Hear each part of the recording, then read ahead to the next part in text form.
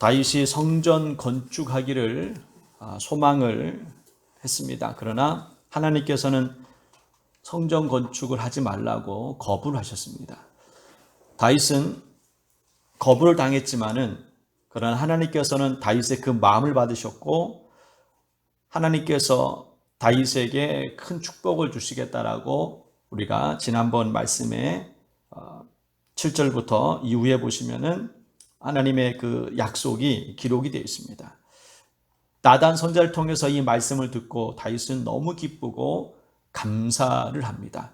오늘 16절부터 내용이 이제 다윗의 그 감사와 기뻐하는 그러한 내용이 기록되어 있는데 다윗은 이 감사의 고백을 하면서 그는 이렇게 고백을 합니다. 16절 말씀에 내 집이 무엇이기에 나에게 이렇게 큰 은혜를 베풀어 주십니까? 라는 그런 고백으로 시작을 합니다. 나는 하찮은 존재인데 벌레 같은 그러한 존재임에도 불구하고 하나님께서는 이렇게 큰 은혜를 나에게 베풀어 주심에 대해서 감사합니다. 내가 무엇이기에 주님께서 이렇게 나에게 큰 은혜를 베풀어 주실까? 여러분 어떻게 생각하십니까? 여러분은 하나님 앞에 나는 정말 부족하구나. 내가 무엇이기에 하나님께서 나에게 이렇게까지 은혜를 베풀어 주시고 또 이곳에 또 이 자리까지 또 오게 하셨는지 그런 생각을 한번 해봤으면 좋겠습니다. 사실 우리는 벌레만도 못한 존재임은 분명합니다. 왜 벌레만도 못하냐면은 우리는 죄를 짓습니다. 벌레는 최소한 죄는 짓지 않잖아요. 우리가 징그럽다고 생각할 수 있지만은 그러나 그들은 죄는 짓지 않습니다. 근데 우리는 하나님 말씀에 불순종하고 내가 원하고 내가 하고 싶은 일들을 하면서 삽니다. 어떻게 보면은 우리가 가사에도 자주 나오듯이 벌레만도 못한 내가 용서받을 수 있습니까? 라는 그러한 찬양 가사처럼 사실 우리는 어떻게 보면은 벌레만도 못한 존재인 분명한 거예요. 늘 주님께서 우리에게 말씀함에도 불구하고 그 말씀을 듣고 살아가기보다는 내가 더 원하고 내가 해야 될 일들만 했던 우리의 모습들이 있다는 겁니다. 그렇다면은 그 사람은 사실 벌레만도 못한 인생을 살고 있다라고 우리는 말할 수 있습니다. 다윗이 바로 그렇습니다. 나 같은 이 연약하고 부족한 종에게 이렇게 큰 은혜를 베풀어 주시니 너무나 감사한 겁니다. 그래서 오늘 16절 말씀에도 나는 누구이오며 내 집이 무엇이기에 이렇게 큰 은혜를 베풀어 주십니까? 이 고백은 정말 하나님의 은혜를 깨달은 사람이 고백할 수 있는 겁니다. 나 같은 존재가 이런 큰 은혜를 받다니 라는 그러한 고백을 통해서 여러분도 오늘 이 아침에 이 새벽에 나 같은 존재가 이렇게 하나님의 자녀가 되었고 구원받은 것에 대해서 감사하는 하루가 되었으면 좋겠습니다. 저와 여러분은 흉악한 범죄자와 같습니다. 그래도 나는 딴 사람보다 괜찮을 거야. 이런 마음을 가질 수 있지만 그러나 말씀에 의해서 여러분을 평가한다면 여러분은 죄인이요 악한 사람입니다. 그리고 여러분 심판을 받아서 여러분 지옥 가야 될 사람이었습니다.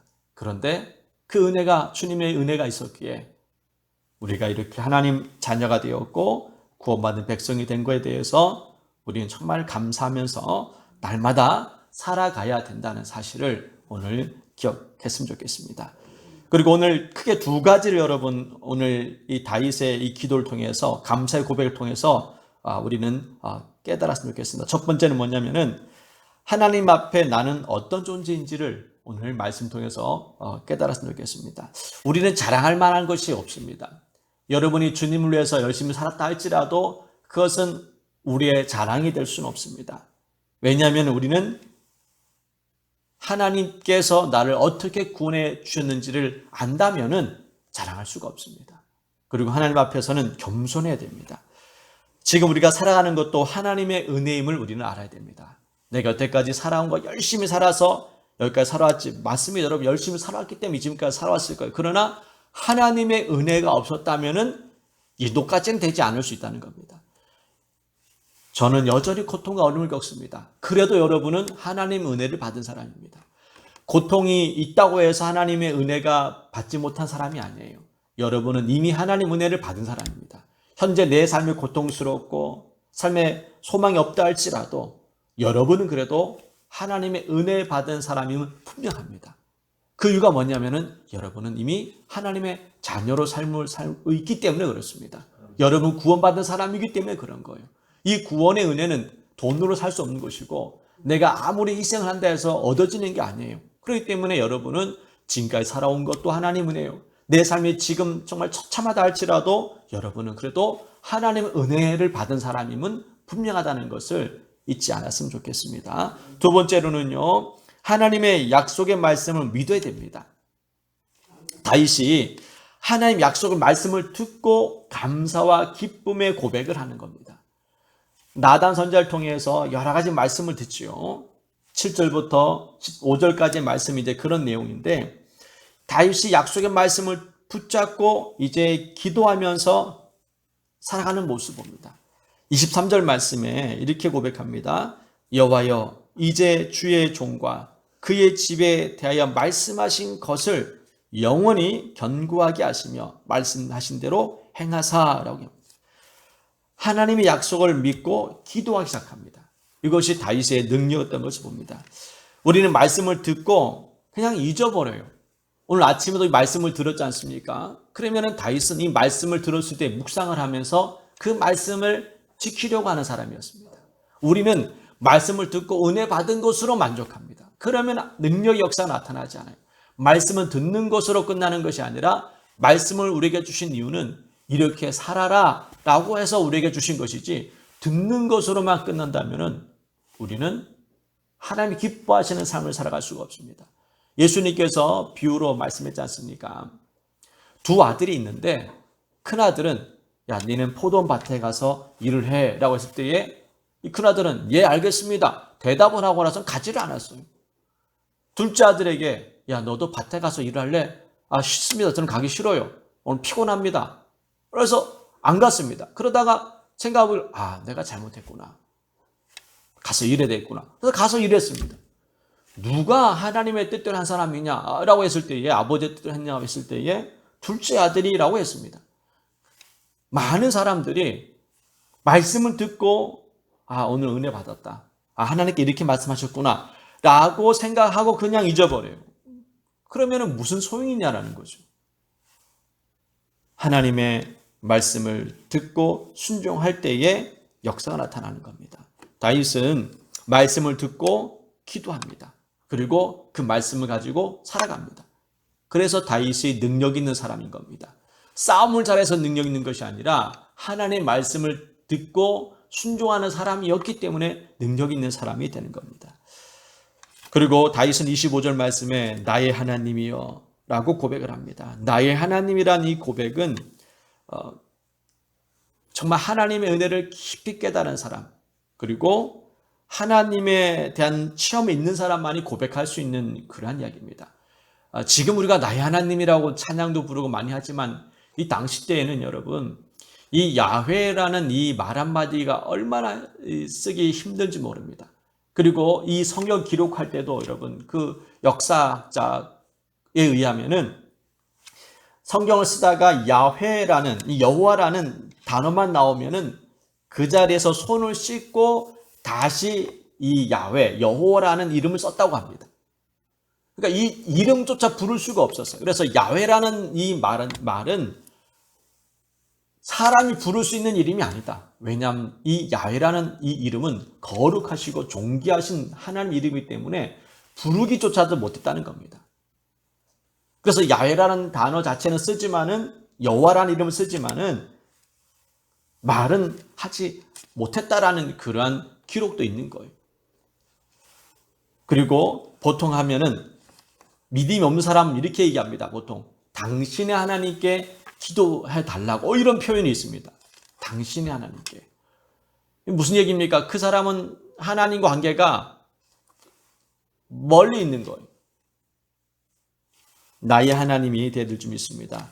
이 아브라함의 하나님, 이삭의 하나님, 야곱의 하나님, 그분이 나의 하나님이 될 때에 그것이 나와의 관계가 되는 것이지 당신의 하나님이 되고 누구의 하나님이 되고 이렇게 해서는 안 된다는 거예요. 간증이 가끔씩 보면은 이게 부모님이 신앙이 참 좋아요. 그때 이제 이 아들이 어느 날부터 신앙생활 했지만 또 방황하면서 살아가면서 같이 어려움을 겪자 보통 이런 기도를 합니다. 하나님, 우리 부모님을 위해서 그렇게 많이 은혜를 베풀어 주셨고 또 부모님이 그렇게 기도를 많이 했는데 부모님을 봐서라도 날 좀 살려달라고 이런 기도를 이제 간증하는 사람이 있습니다. 그러니까 그 사람은 그때는 은혜를 체험하지 못했고 신앙생활 제대로 하지 못한 사람이었죠. 이런 사람은 이제 나의 하나님이라고 고백할 수가 없는 거예요. 그래서 부모님을 섬기는 부모님께 행했던 그 은혜를 좀 나에게 베풀어 달라는 그런 기도를 했다라고 하는 사람도 있습니다. 아버지라는 단어도 마찬가지죠. 하나님 아버지라고 우리는 고백합니다. 이 아버지는 여러분 아무나 부를 수가 없는 겁니다.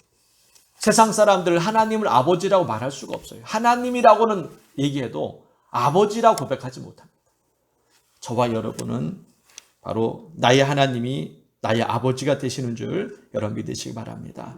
다윗의 오늘 이 감사의 기도를 보게 되면은 이 짧은 기도지만은 다윗의 그런 신앙과 믿음과 열정을 볼 수 있습니다.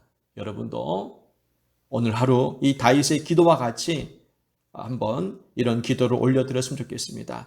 나 같은 존재가 하나님 은혜 가운데에 정말 은혜를 받고 있다니 얼마나 감사한가.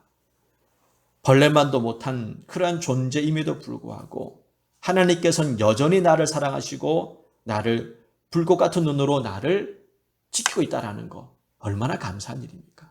두 번째로는요, 하나님의 약속을 믿고 다윗은 살아갑니다. 여러분도 하나님의 말씀을 여러분 들었으면은 잊어버리지 말고 최소한 며칠이라도 오늘 하루만이라도 하나님 말씀을 붙잡고 살아가 보십시오. 그러면 하루하루 삶이 능력의 역사가 나타나게 될 줄 믿습니다. 승리라는 것은 우리가 가만히 있는 사람에 주어지는 게 아니잖아요. 뭔가 일을 할 때에 그 승리 역사가, 응답의 역사가 그 뜻이 이루어지는 겁니다.